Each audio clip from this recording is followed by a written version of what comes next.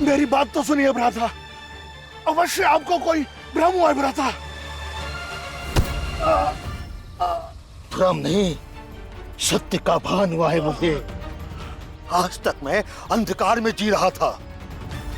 तुझे अपना प्रिय जानकर तुझे लाल लुटा रहा था, लेकिन तुमने मेरे साथ विश्वासघात किया है। भ्राता, आप समझते क्यों नहीं भ्राता? भला मैं आपका प्रिय अनुज कैसे आपके साथ विश्वासघात कर सकता है भ्राता? ठीक उसी प्रकार जिस प्रकार बाल्यकाल में तुम मेरे साथ किया करते थे। किंतु भ्राता, वो बाल्यकाल था। बाल्यकाल में तो हम मात्र घृणा किया करते थे भ्राता, किंतु ये युवा काल है भ्राता, एक दूसरे भ्राता को समझने के लिए भ्राता। तुझे समझ चुका हूँ दुष्ट, अब और कुछ जानने समझने की आवश्यकता नहीं। भ्राता वाली, भ्राता वाली,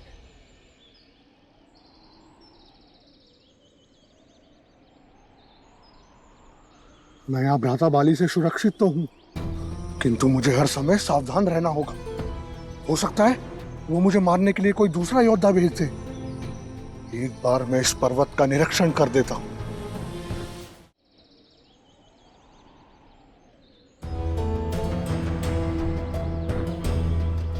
ऋषिमुख पर्वत तो यही है, अब प्राण जीविका बूटी भी यहीं कहीं होनी चाहिए।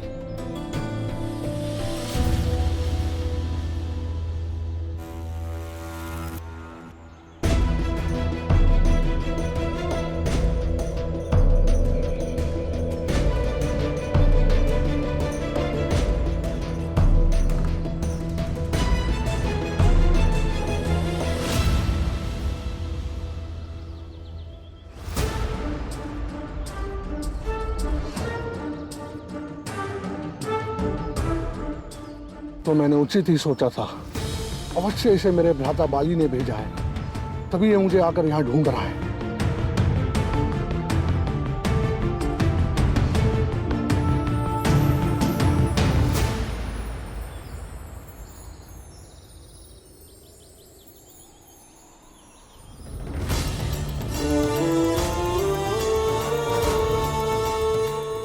जिस प्रकार ये बूटियां ऊर्जा उत्पन्न कर रही हैं, प्रतीत होता है कि यही वो प्राण जीविका बूटी है।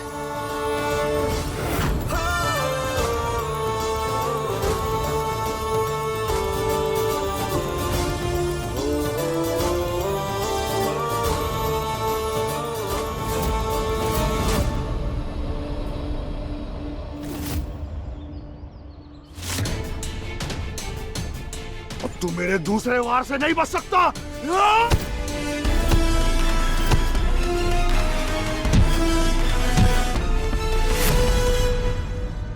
ये वानर तो इस प्राण जीविका बूटी का रक्षक प्रतीत नहीं होता, फिर ये किस बात पर इतना आक्रोशित हो रहा है?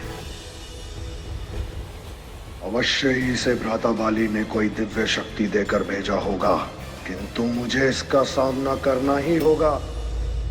बस कर वानर, तेरी गदा में इतना बल नहीं कि हमें छू भी सके। चला जा, इससे पहले मैं अपने अस्त्र निकालूं। एक चंचल वानर की कृत्या समझ के छोड़ दूंगा तुझे।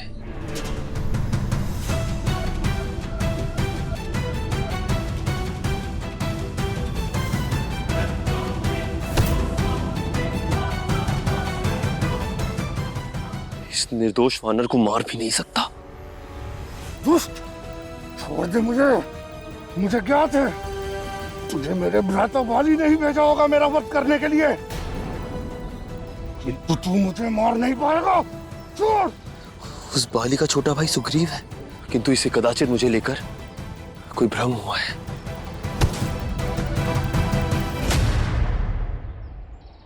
मैं उस दुष्ट अधर्मी बाली का योद्धा नहीं, परशुराम हूं सुग्रीव।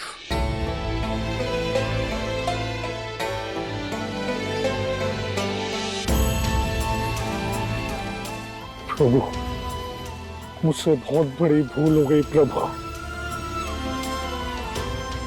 मुझे क्षमा कर दीजिए प्रभु।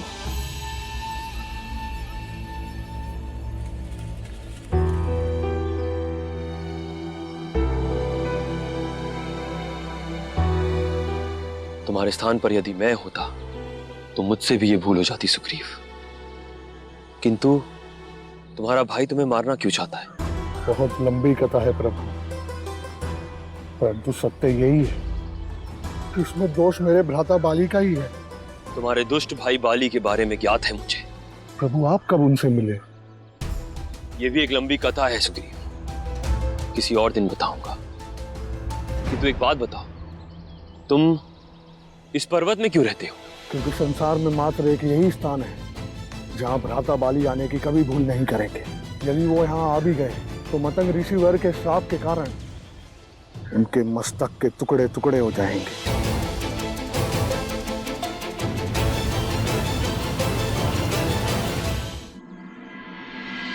पर प्रभु आप यहाँ कैसे?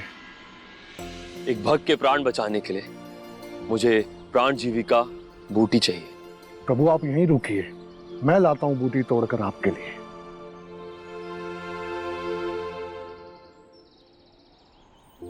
ऐश्वनी कुमारों, मैं आपको प्रणाम करता हूं और आपसे विनती करता हूं, इस प्राण जीविका बूटी में प्राणदायक रस उत्पन्न हो। और ये प्राण जीविका बूटी मैं एक व्यक्ति के प्राण बचाने के लिए लेने आए परशुराम जी को देना चाहता हूं। कृपया करके आप मेरे साथ चलें।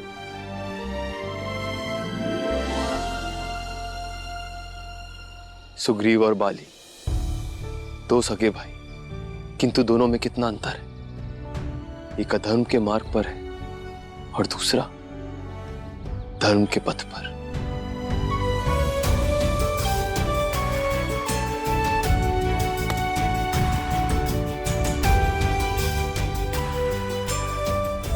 ये लीजिए परशुराम जी बूटी, मैं ले आया। धन्यवाद सुग्रीव, आप चाहें तो मेरे साथ आ सकते हैं। आपका भाई बाली मेरे साथ आपका हित नहीं कर सकता। मैं जानता हूं प्रभु, परंतु मतंग ऋषिवर ने मुझे यहाँ तब तक रुकने के लिए कहा है जब तक मेरी भेंट श्री राम जी से नहीं हो जाती। कदाचित श्री राम से मिलने के पश्चात क्या पता इस तुच्छ वानर के जीवन में चमत्कार ही हो जाए प्रभु। अवश्य होगा सुग्रीव, मेरी शुभकामनाएं आपके साथ हैं। अपना ध्यान रखिएगा।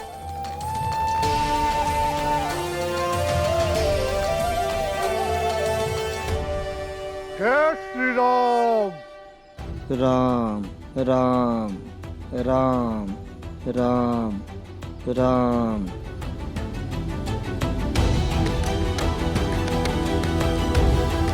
यदि कुछ क्षण और बीत गए तो इस मूर्छित युवक के प्राण संकट में पड़ जाएंगे। राम राम। संकट का समय समाप्त होता है ऋषिवर।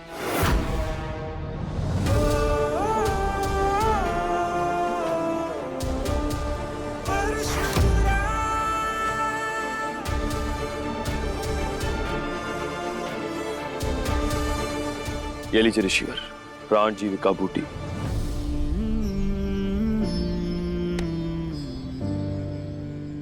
तुम उचित समय पे आए हो परशुराम। अब शीघ्र ही इसकी मूर्छा टूट जाएगी।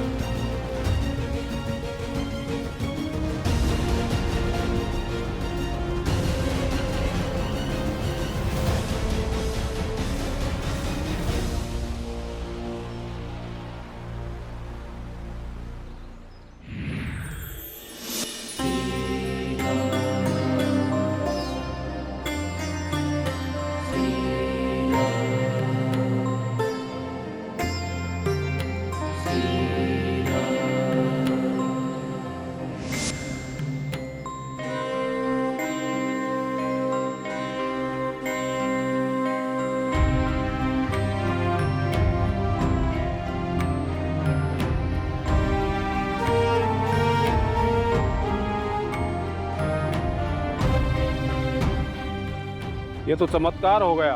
परशुराम जी के कारण इनके प्राण बच गए। परशुराम। हाँ, यही है परशुराम। तुम इन्हीं के बाण से मूर्छित हो गए थे और इन्हीं की लाई हुई जड़ी बूटी से स्वस्थ भी हो गए। जिसके साथ मेरे प्रभु का नाम जुड़ा हो वो कोई साधारण व्यक्ति हो ही नहीं सकता। कृपया इस दास को अपने वास्तविक रूप से परिचित कराएं प्रभु।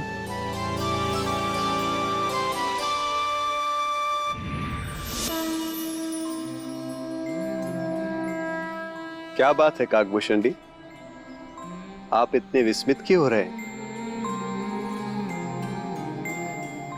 प्रभु, आपकी लीला से भला कौन नहीं विस्मित होगा।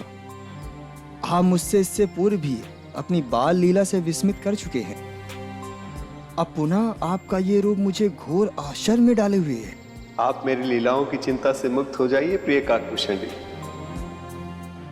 और उस कार्य को आरंभ कर दीजिए जो आपको परशुराम के साथ करना है। जैसी आपकी आज्ञा प्रभु।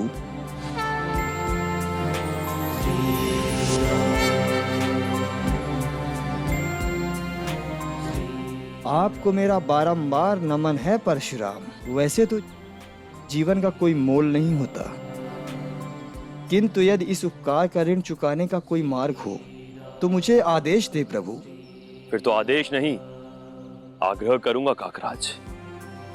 कृपया हमें भी श्री राम के बारे में बताएं, जिनका सुमिरन आप मूर्छावस्था में भी कर रहे थे। आपकी लीला आप भी जाने प्रभु। मैं तो केवल आपके चरणों का दास हूं, जिसे मात्र आपकी आज्ञा का पालन करना है। हे काकराज, आप श्री राम को कैसे जानते हैं? कृपया हमें भी उनके बारे में बताइए। उनके विषय में जानने के लिए बहुत इच्छुक हैं। कृपया हमें भी उनका परिचय दीजिए। तो सुनिए प्रभु। प्रभु श्री राम के विषय में मेरा ज्ञान एक श्राप से जुड़ा है। बहुत समय पूर्व मैं ऋषि लोमश का शिष्य हुआ करता था। ऋषिवर लोमश जितने बड़े ज्ञानी थे, उससे कहीं अधिक गंभीर और शांत चित्त वाले एक महान योगी भी थे।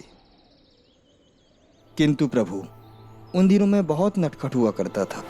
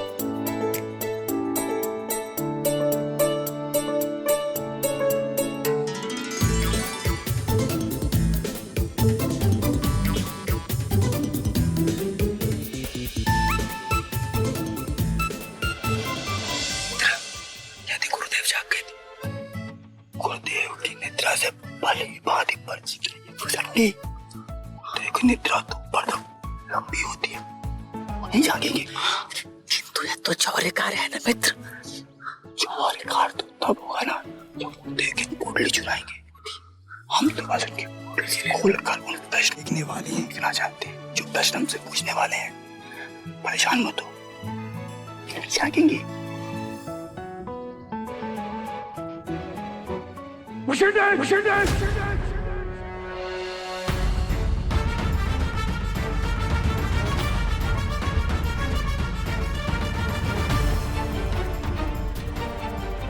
तुम्हारी यह दृष्टता कि अपने गुरु की पोथी खोलकर देखो, और इसका दंड मैं तुम्हें परीक्षा के उपरांत दूंगा, और ऐसा दंड जो तुम्हें आजीवन स्मरण रहेगा।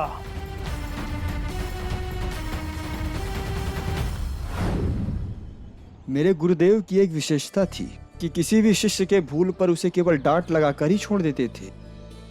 इसके अतिरिक्त किसी भी शिष्य को कोई शारीरिक दंड नहीं दिया करते थे। मैं इस बात से आश्वस्त हो चुका था, इसलिए कई भूलें करता चला गया। किंतु प्रभु, मैंने एक ऐसी भूल कर दी जो मेरे हृदय को सदा के लिए परिवर्तित कर दिया। अब देखो तुम लोग हमारे गुरुदेव कैसे बोलते हैं। देखना। प्रिय शिष्यों, जीवन प्रतियोगिता और संघर्षों से भरा पड़ा है। यदि तुम गिरे तो कुचले जाओगे, इसलिए रुकना मत, गिरना मत, चलते चले जाना, चलते चले जाना। अब तनिक गुरुदेव की चलने की शैली तो दिखाओ मित्र भुषंडी। अवश्य, तुम सभी का मनोरंजन करना मेरा परम धर्म है मित्रों। अभी दिखाता हूँ मित्रों।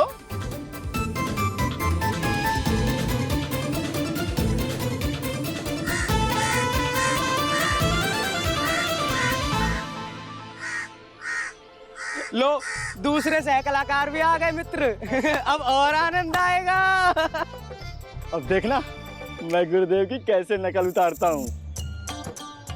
हट हट, जब देखो काव काव काव काव। ये लट देख रहे हो? एक लट पड़ेगी ना तो दोबारा इधर आओगे नहीं। भाग जा मूर्ख, अन्यथा मैं तुझे श्राप दे दूंगा।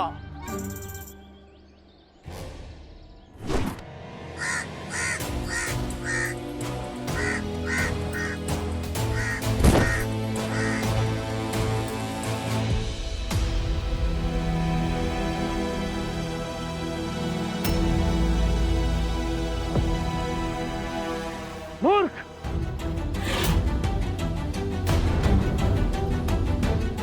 मैंने आज तक ना कभी किसी को कोई दंड दिया है और ना ही कोई श्राप।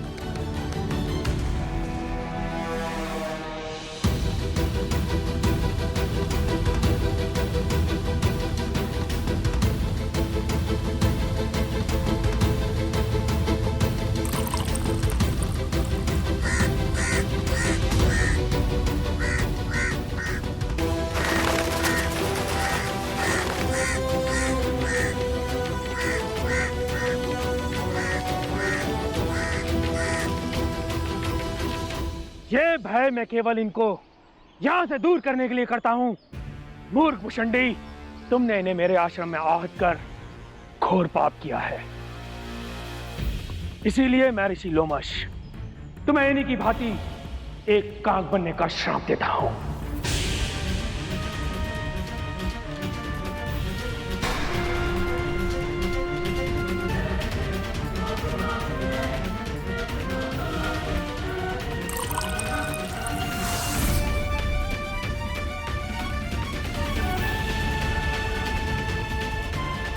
मेरी बाल बुद्धि को क्षमा करें गुरुदेव, मुझसे बहुत बड़ी भूल हो गई। मैंने अपने गुरु का अनादर किया, आश्रम के नियम तोड़े हैं और एक काक को आहत कर उसे कष्ट पहुंचाया है। इसलिए मैं स्वयं को दोषी मानते हुए आपके श्राप को आशीर्वाद के रूप में स्वीकार करता हूं गुरुदेव। भुषंडी, क्रोध में आकर मैंने तुमको श्राप तो दे दिया है, किंतु तुम्हारे पश्चाताप और आश्रमों को देखकर मैं द्रवित हो गया हूं पुत्र। अतः अब मैं तुम्हें एक वरदान भी देता हूं। अब तुम जिस दिन प्रभु महादेव के मुख से श्री राम के जीवन चरित्र की कथा सुनोगे, तुम्हारा कल्याण हो जाएगा वत्स। कालांतर में सृष्टि तुम्हें महाज्ञानी, महाभक्त काकराज भुषंडी के नाम से जानेगी। अब तुम शीघ्र ही कैलाश के लिए प्रस्थान करो। धन्यवाद गुरुदेव। तुम्हारा कल्याण हो पुत्र।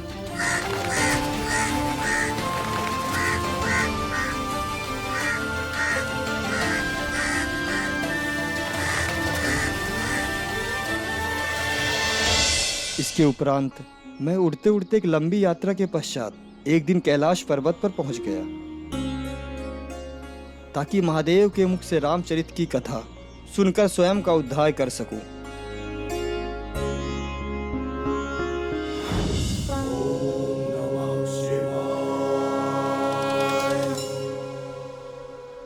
यहाँ तो केवल प्रभु महादेव ही विराजमान है।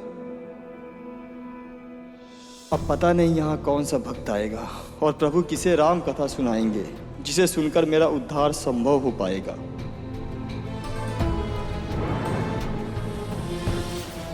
किंतु तब तक मुझे कैलाश में ही रहना होगा। किंतु समय बीतता गया और महादेव समाधि में लीन रहे। मैं इस आस में हिमालय की शीत लहरों को सहता रहा कि कभी तो कोई भक्त आएगा जिसे प्रभु राम कथा सुनाएंगे। और फिर वर्षों प्रतीक्षा करने के पश्चात अंततः एक दिन वो शुभ घड़ी आ ही गई।